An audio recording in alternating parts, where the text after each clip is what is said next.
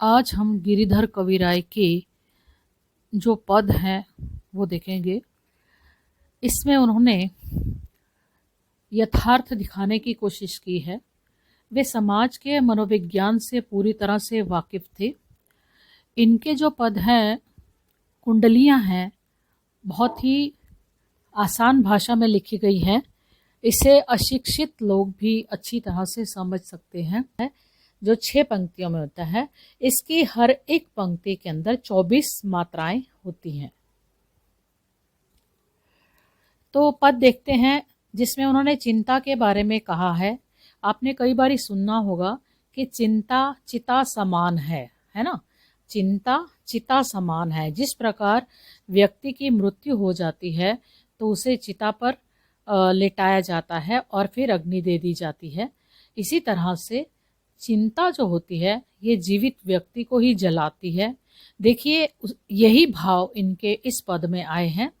चिंता ज्वाल शरीर की, दाह लगे न बुझाए, प्रगट धुआं नहीं देखिए, उर अंतर धुंधवाए। चिंता ये ज्वाला की तरह है जो शरीर को जलाती रहती है। अगर कोई व्यक्ति एक बार किसी भी चीज की चिंता करने लग जाए तो वो उसे छोड़ नहीं सकता। आपने देखा होगा कई लोगों को किसी न किसी प्रकार का भय होता है, डर होता है। अपने बच्चे, अगर बच्चे बाहर गए हैं तो पता नहीं वो ठीक तरह से घर आएंगे या नहीं आएंगे, या बच्चा कोई परदेश में गया हुआ है तो वो वहाँ पर कैसा रहता होगा, उसे खाना पीना ठीक तरह से मिलता है या नहीं, उसके दोस्त कैसे हैं, कहीं वो बिगड़ तो नहीं जाएगा, कहीं उसे गलत आदतें तो नहीं पड़ जाएंगी, या फिर भविष्य के बारे में और चिंता है कि मेरी बहू आ जाएगी, बेटे की शादी होने के बाद वो हमें घर पे रखेंगे या नहीं रखेंगे, कहीं हमें वृद्धाश्रम में ना भेज दें। तो किसी भी तरह की चिंता लेकर ये लोग बैठ जाते हैं और उसके बारे में बार बार सोचते रहते हैं, और इन चिंताओं की वजह से उन्हें नई अलग अलग तरह की बीमारियां हो जाती हैं। अलग अलग तरह की बीमारियां हो जाती हैं। दिखता नहीं है कि इन्हें किसी प्रकार की चिंता है, लेकिन अंदर ही अंदर वो व्यक्ति जो है जलते रहते हैं। कट धुआं नहीं देखिए, सामने धुआं नहीं दिखता, मतलब अंदर उसके क्या चल रहा है वो दिखता नहीं है, लेकिन अंदर ही अंदर वो लोग जलते रहते हैं। और अंतर धुंधवाए। अब यहाँ पर जो कुंडली छंद होता है, इसकी जो चौथी मतलब दोहे की जो आखिरी लाइन होती है, वही लाइन से जो रोला है वो पद शुरू होता है। तो दोहे की आखिरी लाइन दोबारा से तीसरी वाली लाइन के अंदर स्टार्टिंग में आती है। और अंतर धुंधवाए, जरे जस कांच की भट्टी, रक्त मांस जर जाए, रहे पांजर की ठट्टी। उर अंतर, अंदर ही अंदर वो जलता रहता है। धुंधवाए, जरे जस कांच की भट्टी, जैसे जिस तरह से कांच की भट्टी में कांच पिघलता है। आपने कभी देखी है कि कांच की भट्टी कैसी होती है, वो फैक्ट्री कैसी होती है, जहाँ पर कांच की चीजें बनती हैं वो कैसे होती है। जब हम छोटे थे तो हमें यहाँ पर हमें कांच की भट्टी और शुगर मिल दिखाने ले गए थे। तो वहां पर एक शुगर मिल थी, उसकी साइड में दूसरी मिल थी, जो शुगर का वेस्टेज बचता है उससे शराब की भट्टी होती है, शराब बनती है उसकी, वो दिखाई थी।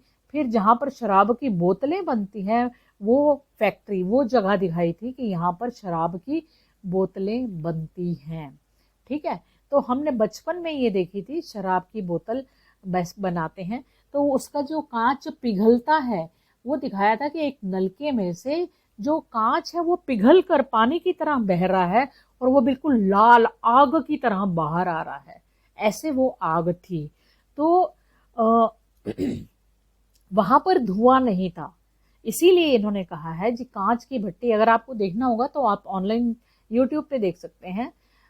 तो जिस तरह से कांच की भट्टी के अंदर धुआं नहीं होता, इसी तरह से कोई व्यक्ति अगर चिंता से जल रहा है तो बाहर किसी को दिखाई नहीं देता, है ना।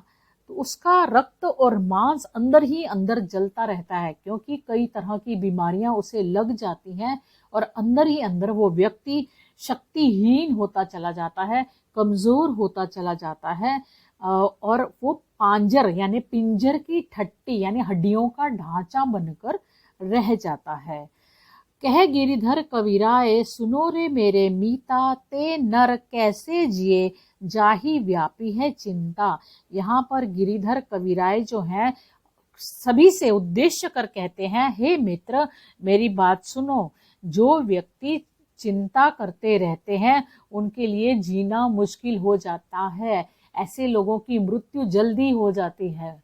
इसीलिए कभी भी किसी भी चीज की चिंता नहीं करनी चाहिए।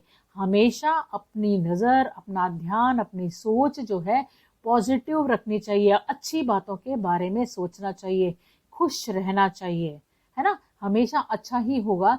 तो जब हम इस तरह की चीजें सोचते हैं तो पूरे विश्व में, ब्रह्मांड में होने वाली जितनी भी पॉजिटिव वाइब्स होती हैं वो हमारे साथ जुड़ जाती हैं और हमारा अच्छा होता है। और अगर हर वक्त नेगेटिव चीजें सोचेंगे, बुरी चीजों के बारे में सोचेंगे, तो ब्रह्मांड में जितनी भी नेगेटिविटी है वो हमारे साथ जुड़ती चली जाती है और वो हमारे अंदर की नेगेटिव को और ज्यादा बढ़ा देती है। इसीलिए कभी भी हम हमेशा कहते हैं ना, बी पॉजिटिव, हमेशा पॉजिटिव रहना चाहिए, अच्छी बातों के बारे में सोचना चाहिए। यहाँ पर ये वाला पद समाप्त होता है। आगे दूसरा वाला पद दूसरी वीडियो में है, इसके बाद की जो वीडियो है उसमें देखेंगे।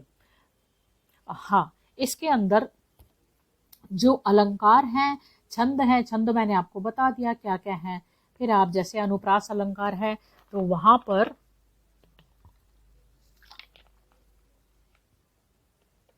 इसमें आप देख लेना, जहां पर दो शब्द एक साथ जुड़े हुए हैं, एक जैसे हैं, तो वहां पर आप कह सकते हैं यहां पर ये वाला अलंकार है।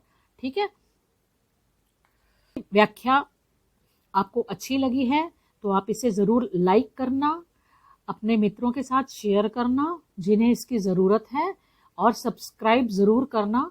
रोज़ मेरे 2 वीडियो आएंगे तो आप उसे सुनते रहना। और एग्ज़ाम की दृष्टि से महत्वपूर्ण पद हैं ये सारे के सारे जो मैं आपको करवा रही हूँ। इनको बहुत अच्छे से आप 1-2 बार ही सुन लेंगे तो आपको एग्ज़ाम के टाइम ज़्यादा पढ़ने की ज़रूरत नहीं पड़ेगी। सिर्फ आप अपनी बुक लेकर अपने साथ बैठिए और देखते जाइए और मेरी बातों को सुनते रहिए। धन्यवाद। Thank you.